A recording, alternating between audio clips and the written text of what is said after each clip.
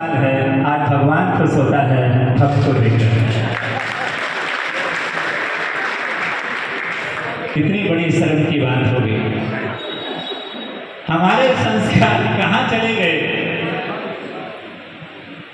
कभी शिष्य भक्त भगवान को खोजता था, आज भगवान भक्त को खोज रहा है कि आ जाए तो अच्छा हो। हमारे संस्कारों को हम जीवंत रखें, उसके लिए ये जयंती हमारे बीच में आई है कि जिन भगवान ने जन्म लेकर के सारी दुनिया को अधर्म से धर्म के मार्ग पर लगा दिया था, आप उनके ही वंशज हैं, उनके ही अंश हैं। इन भगवान के इस जन्मदिन को सार्थक बनाने के लिए हम अपने जन्मदिन आता है तो बड़े उत्साह के साथ हम लोग आगे बढ़ते हैं, नए नए संकल्पों के साथ कि आज हमारा जन्मदिन है, आज विश्ववनीय भगवान का जन्मदिन है।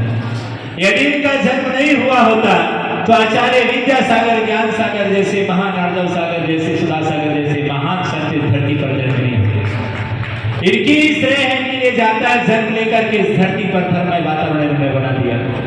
ऐसे विश्ववनीय भगवान आदिनाथ भगवान की जन्म जयंती है, और यदि हम वाकई में उनके कुल में जन्मे हैं और हमारे अंशों में और हमारे रग में यदि वो भगवान महावीर की अहिंसा और भगवान आदिनाथ के उपदेश और आचार्य विद्यासागर जैसे महान संत की करुणा बहती होगी रगों में, तो आज का दिन सार्थक होना चाहिए कि आज भगवान का जन्मदिन है। वह जुलूस ऐतिहासिक निकल जाए और हम सब सम्मिलित होकर के और ये बता दें दुनिया के लिए कि हम एक थे, एक हैं और एक आगे भी रहेंगे, और यह झंडा हमेशा ऊंचा रहेगा जन दर्शन का। और इस तरह उसकी जुलूस की यात्रा को बहुत बिंदास ऐतिहासिक उसको निकालना, बहुत यहाँ की गरिमापूर्ण यह जन्म जयंती मनाई जाए। और साथ में आज के दिन एक संकल्प लिया जाए कि यहाँ पर पाठशाला चल रही है कि प्रत्येक माँ बाप कि आज इस जन्मदिन के लिए हम कुछ नहीं दे सके, भगवान इतना जरूर त्याग करके जाएंगे कि अपने बच्चों को पाठशाला जरूर भेजेंगे। बहुत बड़ा आपके लिए मैं मानूंगा आपका बहुत बड़ा ऋण है वो श्रवण संस्कृति पर। जो बच्चा, जो माता पिता अपने बच्चों को पाठशाला भेजते होंगे, मंदिर भेजते होंगे, उनका बहुत बड़ा उपकार है महावीर के ऊपर, बहुत बड़ा उपकार होगा श्रवण संस्कृति के ऊपर। क्योंकि वही जिन बच्चों को जो माता पिता संस्कार दे रहे हैं, वही बच्चे कल महावीर बनकर, विद्यासागर बनकर के धर्म की लगाम को, भागवत को संभालेंगे। मुझे विश्वास है कि वो लोग ही, उनके बच्चे ही धर्म की ध्वजा लहराएंगे। इसलिए कल फिर वो विद्यासागर जी महाराज का नाम इस धरती पर फिर से किसी एक विद्याधर का जन्म हो, फिर से एक विद्यासागर का जन्म हो, उसके लिए यहाँ की पाठशाला को जिंदा बनाए रखें और अपने परिवारों में कि वो आचार्य भगवान फिर से जन्म लें, उन संस्कारों को बनाए रखें और बच्चों को श्रवण संस्कृति के लिए प्रेरित करें कि जो भी साधु संत इस नगर में आते हो, हमारे नगर में आते हो, वो सब विद्यासागर हम देखें और उनका स्वागत करें। जहां जहां आते हो, जब आपको पता लग जाए कि हमारे नगर में साधु संत प्रवेश कर रहे हैं, इस नगर में आने वाले भगवान इस धरती के ध्यान रखना। मैंने भगवान देखा नहीं है, भगवान महावीर को नहीं देखा है, लेकिन जिस दिन आचार्य विद्यासागर को देखा था मुझे लगा था कि मैंने भगवान महावीर के दर्शन कर दिए, उनकी बदौलत में से मोक्ष मार्ग पर निकल सका। हम सिर्फ भगवान महावीर को मानते हैं, लेकिन धन्य इस धरती पर जो प्रत्येक क्षण महावीर को जीते हैं।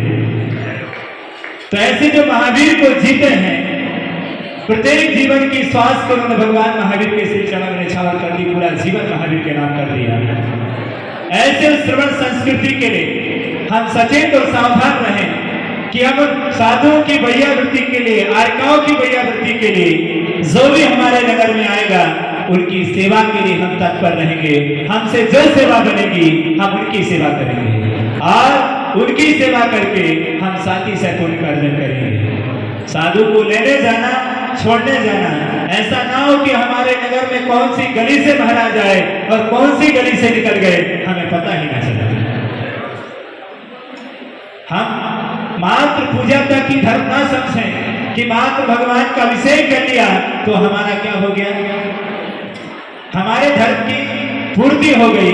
सावधान रहें, हमें उनमें जिन साधुओं की आप जिन मंदिरों में जिन भगवानों की पूजा कर रहे हो, उस भगवान को जिंदा देखना चाहते हो, उन साधुओं में जिंदा देखोगे। महावीर कहाँ जिंदा मिलेगा? उनमें मिलेगा। वो साक्षात भगवान है। हमने प्रतिमाओं को पूजना तो शुरू कर दिया, पर जिंदा भगवान की पूजा करना हमने नहीं सीखी। मुर्दा भगवानों की पूजा करना तो हमें आ गया, लेकिन जिंदा भगवान की पूजा करना नहीं आया। कि जिंदा भगवान किसका नाम होता है? बाप की तस्वीर तो महान हो गई, पूज्य हो गई, वंदनीय हो गई, लेकिन बाप महान नहीं हुआ। इसलिए मात्र तस्वीरों की पूजा करने से तो महावीर को सुरक्षित नहीं रखेंगे इस धरती पर। मात्र मूर्तियों की पूजा करने से महावीर को जिंदा नहीं रख सकते इस धरती पर। महावीर को जिंदा करने के लिए किसी जिंदा महावीर की आवश्यकता है, जो महावीर को पैदा कर सके और बता सके इस धरती पर कि महावीर जिंदा है धरती पर। जब आचार्य भगवंत आचार्य ज्ञान सागर ने विद्याधर को महावीर बनाया तो हजारों महावीरों को पैदा कर दिया। एक विद्यासागर जी हजारों महावीर को पैदा कर सकता है। क्या बहुत सारे विद्यासागर हैं, ये भी हजारों महावीर को पैदा कर सकते हैं। जिंदा आदमी को पैदा करता है, मुर्दा आदमी के कभी जिंदा आदमी को पैदा नहीं करता। ध्यान रखना, हमारे लिए उसको पाने के लिए हम भगवान की आराधना करें, पूजा करें, बहुत अच्छे से करें, लेकिन जिंदा महावीर की भी पूजा करना सीख जाए।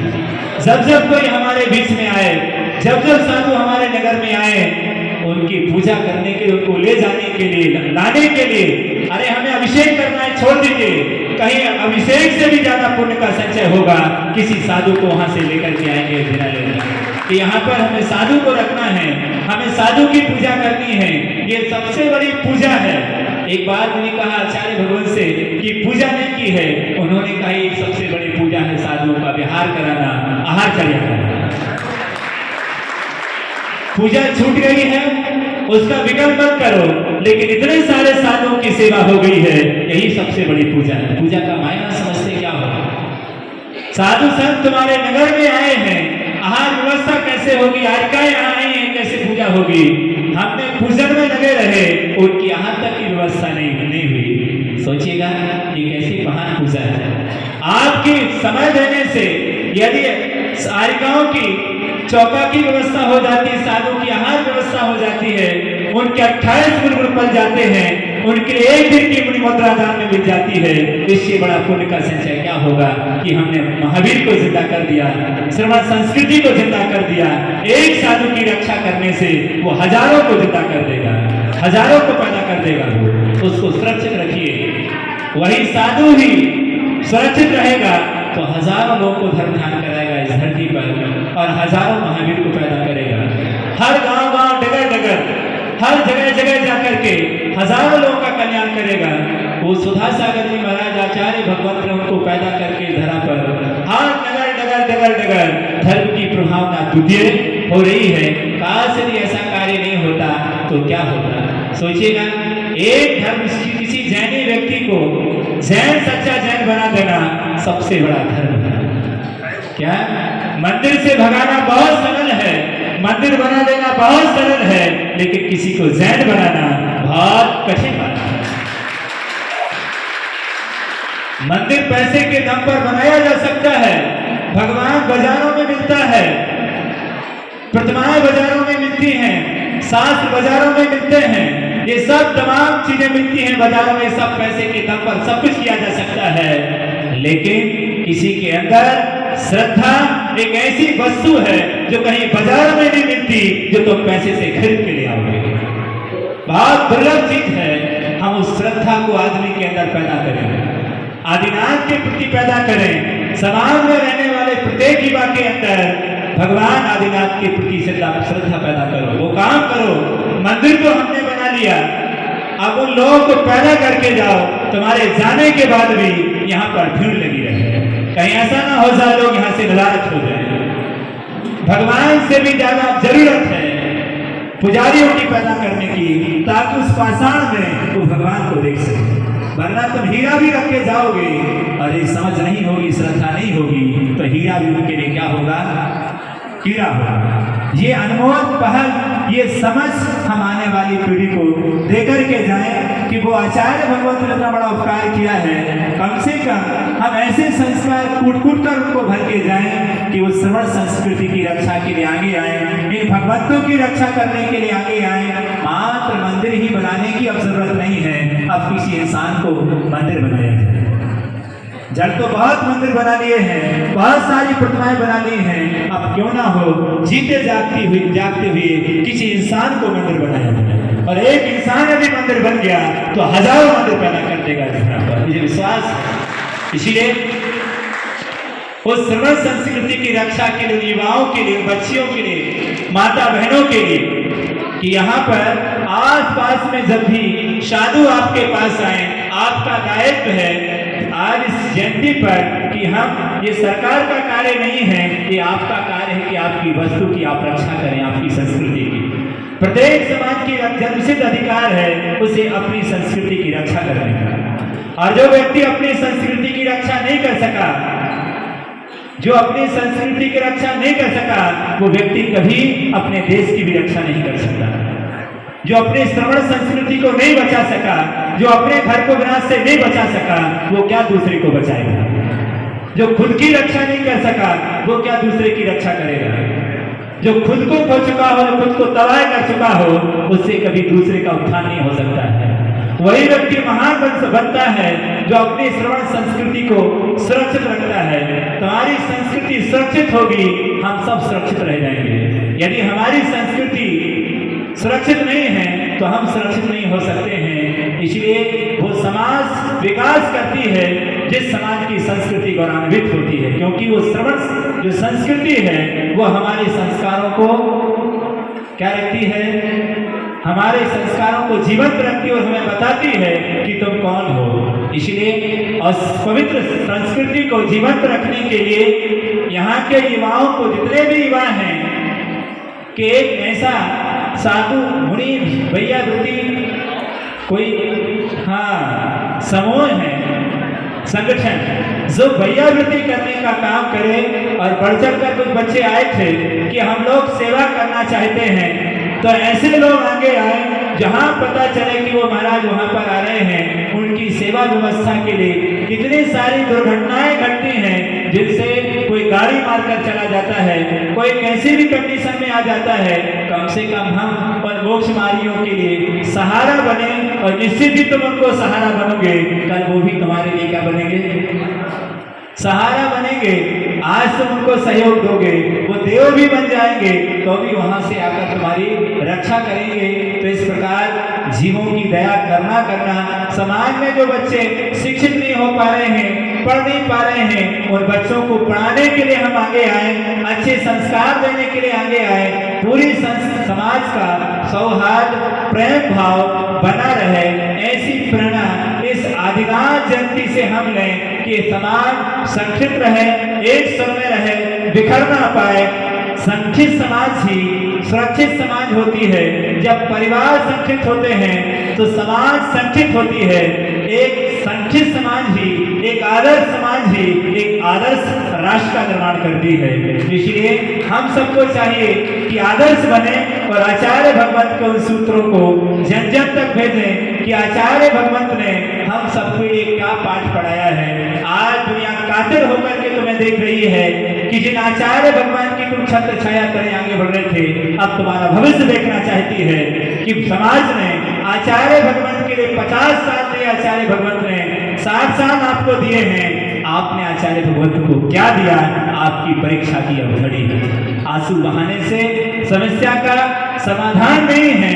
अब समाधान यही होगा कि उन्होंने जो आदर्श हमें दिए, जो सूत्र दिए हैं, उन सूत्रों का हमें अच्छी तरह से पालन कर और हमें अपने संस्कारों से दुनिया को दिखाना है कि भगवान महावीर आचार्य भगवंत की समाधि नहीं हुई है।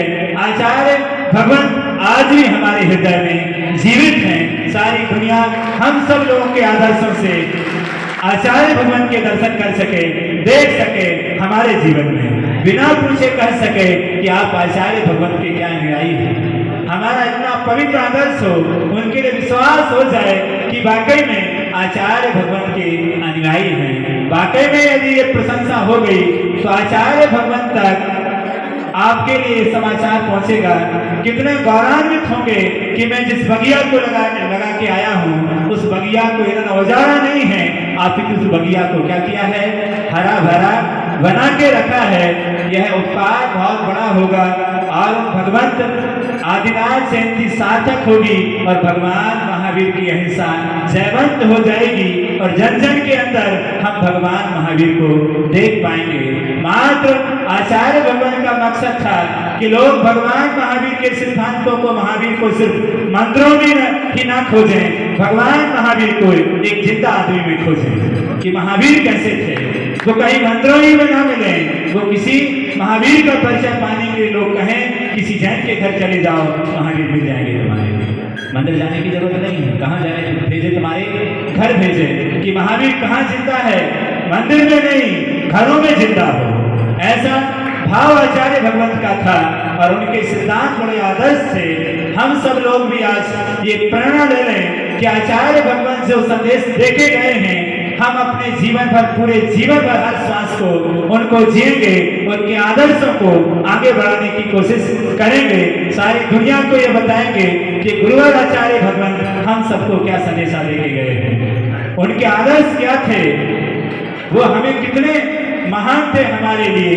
यदि हम ऐसा दे पाए परिचय तो बहुत अच्छा होगा, यदि नहीं दे पाए तो चूर भर पानी में डूब मरने जैसा है। उन्होंने 50 साल हमें दिए और हम उनको कुछ ना दे सके, वो पूरी जिंदगी हमें जी गए और हम उनको कुछ ना कर सके, कुछ ना दे सके, कोई बात नहीं है, पर हम ऐसे काम नहीं करेंगे जिससे उन आचार्य पर प्रश्न चिन्ह खड़ा हो जाए, कोई उन्हें लांछित करे कि उन्होंने ये सिखाया आपके लिए। नहीं, हम अपने आदर्शों से और आचार्य भगवंत को जीने की कोशिश करेंगे तो हमारा जीवन सार्थक हो गया। एक साथ बैठना उठना सार्थक हो गया और यह जिनालय बनाना सार्थक हो गया कि हर बार यहाँ पर हर युवा, हर घर से व्यक्ति भगवान का अभिषेक करने के लिए आता है। दोनों हाथों से आपको आशीर्वाद मिलेगा, ध्यान रखना, छप्पर फाड़ के मिलेगा। प्रत्येक घर का सदस्य यदि भगवान के श्री चरणों से जुड़ा होगा, इससे जुड़ा होगा कि नहीं, सुबह की किरण प्रातः होते ही हम भगवान का दर्शन करेंगे। प्रत्येक सदस्य का ये भाव होना चाहिए कि एक ऐसी अद्भुत प्रतिमा यहाँ पर विराजमान है जो इतिहास में